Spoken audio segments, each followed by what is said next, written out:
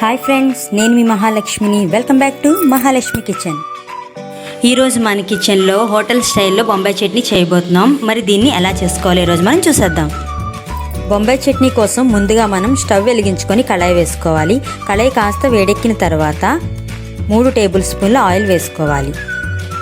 Oil కాస్త వేడెక్కిన తర్వాత 1/2 టీ స్పూన్ ఆవాలు, 1/2 టీ స్పూన్ జీలకర్ర, 1/2 టీ స్పూన్ మినప్పప్పు, 1 స్పూన్ పచ్చిశనగపప్పు వేసుకోవాలి. వీటిని కాసేపు వేగనివ్వాలి. ఇవి కొంచెం వేగిన తర్వాత ఇందులో ఒక 5-6 పచ్చిమిర్చి తీసుకొని పొడుగ్గా కట్ చేసుకొని వేసుకోవాలి. ఇప్పుడు దీనిలో 2 అంగుళాల అల్లం ముక్క తీసుకొని చిన్న ముక్కలుగా కట్ చేసుకొని వేసుకోవాలి. ఒక పెద్ద సైజు ఆనియన్ తీసుకొని సన్నగా పొడుగ్గా కట్ చేసుకొని వేసుకోవాలి.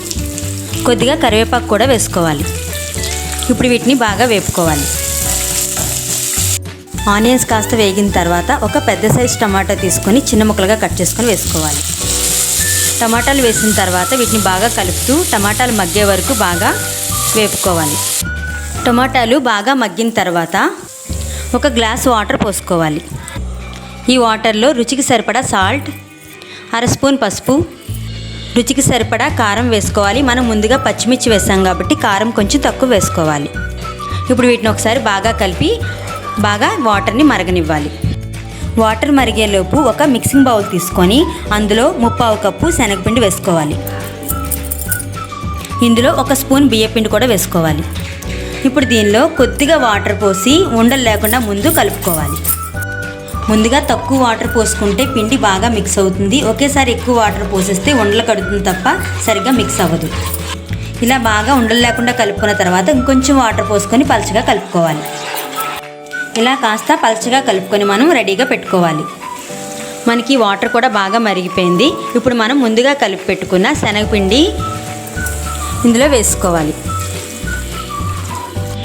పిండి వేసిన తర్వాత వెంటనే మనం బాగా కలుపుకోవాలి, లేకపోతే ఇక్కడ కూడా మనకి ఉండలు కట్టే అవకాశం ఉంది. పిండి ఉండలు కట్టకుండా బాగా ఇలా కంటిన్యూస్గా కలుపుతూ మనం దీన్ని బాగా ఉడికించుకోవాలి. చట్నీ కాస్త చిక్కబడి ఈ విధంగా ఉడుకుతూ ఉన్నప్పుడే మనం కొద్దిగా కొత్తిమీర కూడా ఇందులో యాడ్ చేసుకోవాలి. కొత్తిమీర వేసిన తర్వాత ఒకసారి బాగా కలుపుకోవాలి. 2 నిమిషాల పాటు ఇలా ఉడికించుకున్న తర్వాత ఉప్పు సరి చూసుకొని మనం స్టవ్ ఆఫ్ చేసుకోవాలి. అంతేనండి, చాలా టేస్టీ అయిన వేడివేడిగా బొంబాయి చట్నీ రెడీ అయిపోయింది. సో ఫ్రెండ్స్, మీరు కూడా ఇలాగే ట్రై చేసి చూడండి, చాలా బాగా వస్తుంది. మీకు ఎలా వచ్చిందో మీ ఫీడ్బ్యాక్ నా కామెంట్ రూపంలో తెలియచేయండి. మీకు కానీ బొంబాయి చట్నీ నచ్చినట్లయితే లైక్ చేయండి, ఇంకా మీ ఫ్రెండ్స్కి షేర్ చేయండి. ఇలాంటి మరిన్ని రెసిపీస్ కోసం మా మహాలక్ష్మి కిచెన్ని తప్పకుండా సబ్స్క్రైబ్ చేసుకోండి. Thank you.